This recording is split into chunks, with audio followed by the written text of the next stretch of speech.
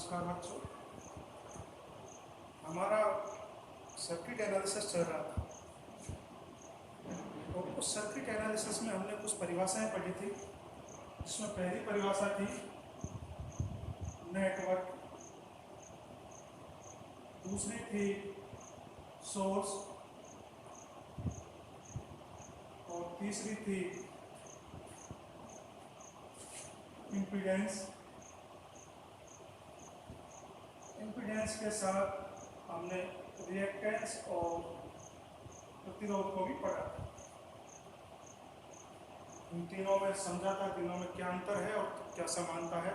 उसके बाद branch number 5 पर हमने पढ़ा था जंक्शन, नंबर 6 पर लूप या मेश। ये परिभाषाएं पढ़ने के बाद कुछ नियम्स पढ़े थे। नंबर 1 नियम था ओम का नियम, फिर आया था करंट डिवीजन और लास्ट पढ़ा था वोल्टेज डिवीजन। सर्किट एनालिसिस में हमें क्वेश्चन सॉल्व करते समय यदि ये चीज़ें हमारे नॉलेज में नहीं है, ये नियम हमसे नहीं आते हैं, तो हमको सर्किट सॉल्व करने में बहुत दिक्कत होती है। तो ये जो परिभाषाएं नियम्स हैं, ये सर्किट सॉल्व करने के लिए बहुत उपयोगी है। तो आप इनको एक बार पिछले वीडियोज में देखकर समझ लें, और जिससे आपको आगे आने वाले क्वेश्चंस में दिक्कत ना हो। अब तक इन परिभाषाओं के अतिरिक्त एक परिभाषा और रह गई थी, जिसे कहते हैं हम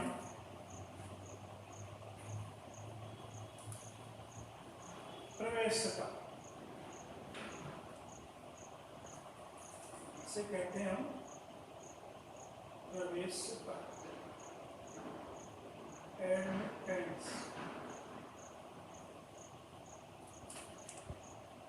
इसका मतलब क्या होता है? जैसे प्रतिरोध है, प्रतिरोध विद्युत धारा के प्रवाह में उत्पन्न अवरोध को प्रतिरोध कहते हैं, और उसका अपोजिट होता है चालक। ऐसे ही प्रवेश्यता में वही रिलेशन प्रतिबाधा के साथ होता है, यानी प्रतिबाधा क्या है? वही जब प्रतिरोध होता है उसी का अगला रूप क्या होता है? प्रतिबाधा होती है। तो प्रतिबाधा के व्युत्क्रम को हम क्या कहते हैं? प्रवेश्यता कहते हैं। जैसे किससे निकालते हैं? पाई से। Z=1/पाई। और हमने अभी तक पढ़ा था Z बराबर क्या होता है? V/I। अब यहाँ से Z का मान हम इसमें रखेंगे तो 1/पाई V/I आता है। और यहाँ से हम यदि करंट का मान निकालें, I का मान निकालें, तो P बाई एक रिलेशन हमारे पास ये निकल कर आता है, जिसका उपयोग हम आगे भविष्य में जहाँ हमें प्रतिबाधा काम में नहीं लेनी होगी तो क्या लेंगे? प्रवेश्यता काम में लेंगे, और उसकी जगह हम ये फॉर्मूला यूज करेंगे। आगे समझ में प्रतिबाधा की परिभाषा क्या होती है कि प्रवेश्यता की प्रतिबाधा के व्युत्क्रम को हम क्या बोलते हैं? प्रवेश्यता बोलते हैं। और उसके टर्म में धारा का मान I=B × I क्या होता है? प्रवेश्यता, एडमिटेंस होता है। एक और चीज, जैसे ओम के नियम में हमने पढ़ा था, इसके अतिरिक्त जो आगे काम आने वाली चीजें हैं, जैसे ये हमारा एक बैटरी जुड़ी हुई है B, और एक प्रतिरोध हमारा R1 है और एक प्रतिरोध ये R2। ठीक है भाई। और ये इनका जंक्शन है, इसे पॉइंट दे दिया, ये पॉइंट है A, ये B, और ये इनकी संधि है, दोनों का जोड़ हो रहा है यहाँ पे। तो किसी जैसे ओम के नियम में मैंने उस दिन भी बताया था कि प्रतिरोध में प्रवाहित धारा का मान उसमें उत्पन्न सिरों पर विभवांतर के बराबर होता है। तो यहाँ से एक समझने वाली बात यह है कि मान लीजिए ये देखो, ये तार यहाँ से सीधा जुड़ा तो यहाँ कितना होगा, वोल्टेज V होगा। यहाँ हम मान लेते हैं V1 या V1 मान लेते हैं। यदि हम इस सिरे को ग्राउंडेड माने तो यहाँ कितना वोल्टेज होगा, 0। आगे समझ में। तो हम मान लीजिए R1 के सिरों के मध्य R1 में प्रवाहित धारा का मान देखें तो क्या होगा, I1 बराबर इस सिरे पे कितना विभव है, A पर B, और इस पर कितना विभव है, V1 अपॉन R। आगे क्लियर है समझ में। अब R2 के सिरे पे देखें, मान लो R2 के सिरे पर धारा तो वही होगी I1, सब में एक श्रेणी क्रम है। तो इस सिरे पे कितना है, V1 माइनस इस पर कितना है, 0 अपॉन R2 और V1 अपॉन आ रहा समझ में। मैं क्या समझाना चाह रहा हूँ कि भाई किसी भी सिरों के किसी भी प्रतिरोध में प्रवाहित धारा का मान उसके सिरों के मध्य विभवांतर के और उसके प्रतिरोध के बराबर, अनुपात के बराबर होता है। ठीक है, ये रिलेशन आपको समझ में आ रहा है, ध्यान में रहेगा। अब हम शुरू करते हैं हमारा main topic, Kirchhoff law.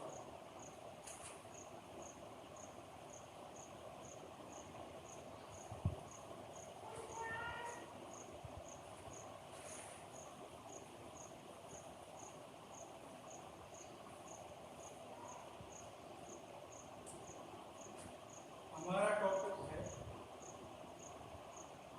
Kirchhoff law. पिछली जो दो डेफिनेशन पे पढ़ाई आपको वो ध्यान रहनी चाहिए, इसमें यूज होने वाली है, इसलिए मैंने उनको दोबारा से समझाया था। किरचॉफ ने दो नियम दिए थे। किरचॉफ का पहला नियम था करंट लॉ और दूसरा था वोल्टेज लॉ। तो हम यह पहला देखें, जिसे कहते हैं धारा का नियम, यानी करंट लॉ। इस नियम में किरचॉफ ने बताया था कि सर्किट के या परिपथ के नेटवर्क के किसी भी जंक्शन पर आने वाली धाराएं उस जंक्शन की तरफ आती हैं, कुछ जंक्शन से निकलकर दूसरी तरफ ब्रांचों में चली जाती है। तो जंक्शन की तरफ आने वाली धाराएं और जंक्शन से दूर जाने वाली धाराओं का मान है वो बराबर होता है, या फिर दूसरी भाषा में कहें कि उनका टोटल क्या रहता है, जितनी आ रही है उतनी जा रही है, तो टोटल कितना रहेगा, 0 रहेगा। तो इस नियम के अनुसार संधि पर सभी धाराओं का बीजगणितीय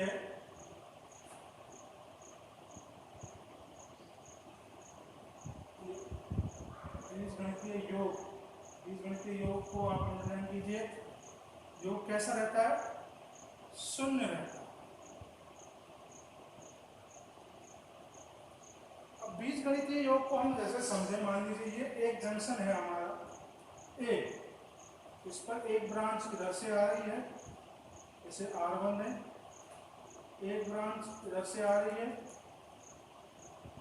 इसे R2 है, एक इधर से आ रही है R3, ऐसे R4, और ये लास्ट वन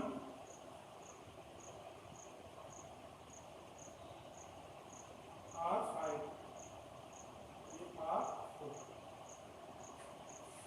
मान लीजिए इस ब्रांच में करंट का मान I1 इधर की तरफ है संधि की ओर, इसमें I2 संधि की ओर है, और इसमें मान लीजिए इधर I3 और इसमें मान लीजिए I4 और ये I5।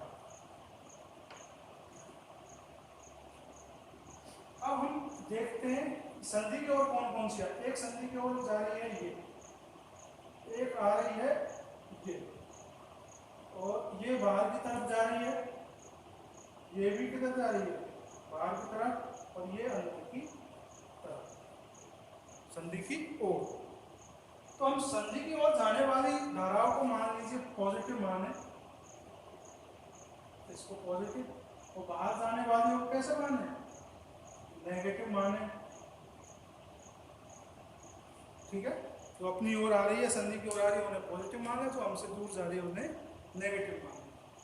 तो किरचॉफ्स के अनुसार इन सभी का बीजगणितीय योग, बीजगणितीय योग का मतलब यही है कि आने वाली धाराओं को जो एक डायरेक्शन को हम कैसे मानेंगे, पॉजिटिव मानेंगे। जैसे हमारी ओर आ रही है उसको पॉजिटिव माने, और हमसे दूर जा रही है, जंक्शन से दूर जा रही है, उसको कैसे माने, नेगेटिव माने। तो सबका बीजगणितीय योग कैसा होगा, शून्य रहता है।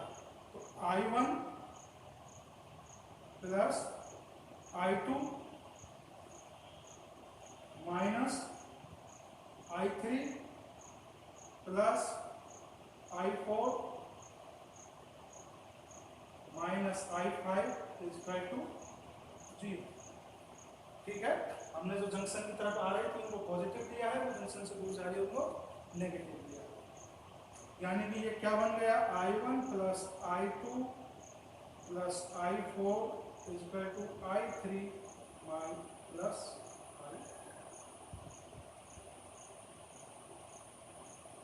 आगे समझ में। जो जंक्शन की तरफ आ रही थी उनका टोटल कितना होता है, जंक्शन से दूर जाने वाली धाराओं के योग के बराबर होता है। अब एक बात, धाराएं क्या होती हैं, धाराओं की परिभाषा क्या है, धाराओं की परिभाषा क्या होती है, आई की परिभाषा क्या है, आवेश में परिवर्तन की दर क्या होती है, धारा होती है, करंट। आवेश में जितना परिवर्तन होगा उतनी क्या रहेगी, धारा होगी। तो अब हम इस इक्वेशन से देखें कि जंक्शन में जितना परिवर्तन आने से हो रहा है उतना ही परिवर्तन धारा के जाने से हो रहा है। यानी संधि पर जितना परिवर्तन होता है वो करंट का आने से जितना परिवर्तन होता है उतना ही जाने से। यानी आवेश कैसा रहता है संधि पर, संरक्षित रहता है। यानी कुल आवेश कैसा रहता है, संरक्षित। किस पर, संधि। तो ये नियम किसको दिखाएगा, तो धारा नियम है वो किसको और बताता है, ये नियम बताता है आवेश संरक्षण। आगे समझना। तो किरचॉफ का धारा नियम आवेश के संरक्षण को भी दिखाता है। भाई संधि पर आने वाली धाराएं और जाने वाली धाराएं कैसी हैं, इक्वल है। तो जितना आवेश उस संधि पर आ रहा है उतना ही कैसा हो रहा है, जा रहा है। तो कुल आवेश उसका कैसा रहेगा, फिक्स रहेगा, कांस्टेंट रहेगा। तो इस नियम से हमें यह भी पता चलता है कि संधि, इस नियम को क्या कहते हैं, आवेश संरक्षण का नियम भी कहते हैं। और संधि पर पता चलता है कि आवेश, कुल आवेश कैसा रहता है, कांस्टेंट रहता है। अब इस नियम की हम डिटेल व्याख्या अगले वीडियो में करेंगे, जिसमें हम किसी संधि पर विभव का मान निकाल सकते हैं इस नियम के द्वारा। तो अगला वीडियो जरूर देखें।